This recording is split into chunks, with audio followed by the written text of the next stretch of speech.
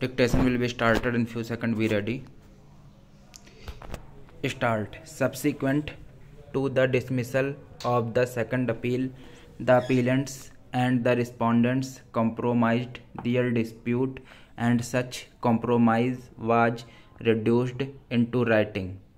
According to the written compromise, the appellants were entitled to retain half of the two-third share of the land in dispute, and the respondents were to retain the other half. The respondents admitted in their compromise deed that the appellants had taken possession of their share of land.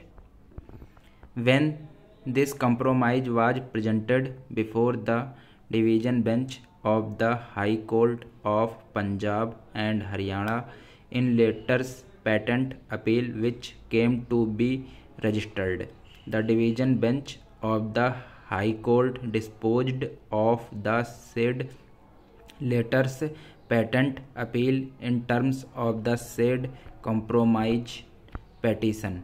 Para.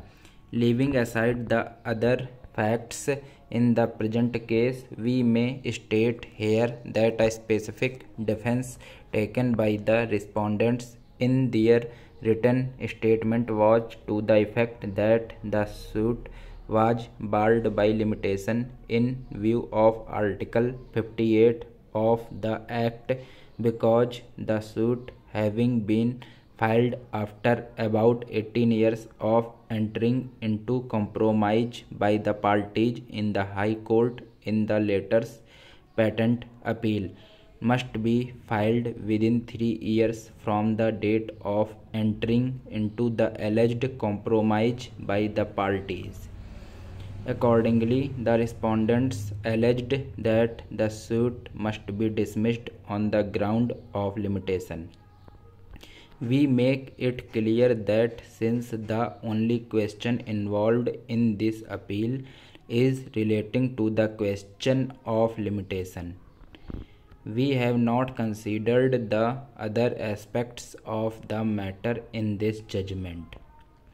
After the parties had entered appearance and led evidence in support of their respective cases also on the point of limitation, the trial court held inter alia that the suit was barred by limitation in view of Article 58 of the Act, as the cause of action arose in 1972.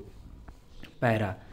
The High Court has not exercised the caution that was expected to while dealing with the judgment of acquittal by the trial court.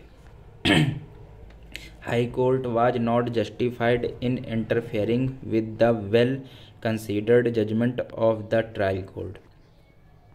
The judgment of the High Court is set aside and that of the trial court is restored.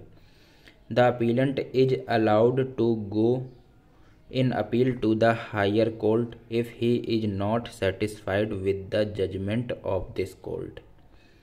Leave is granted to pursue the matter in any court for final decision. Guys, subscribe the channel for more new dictation. Thank you.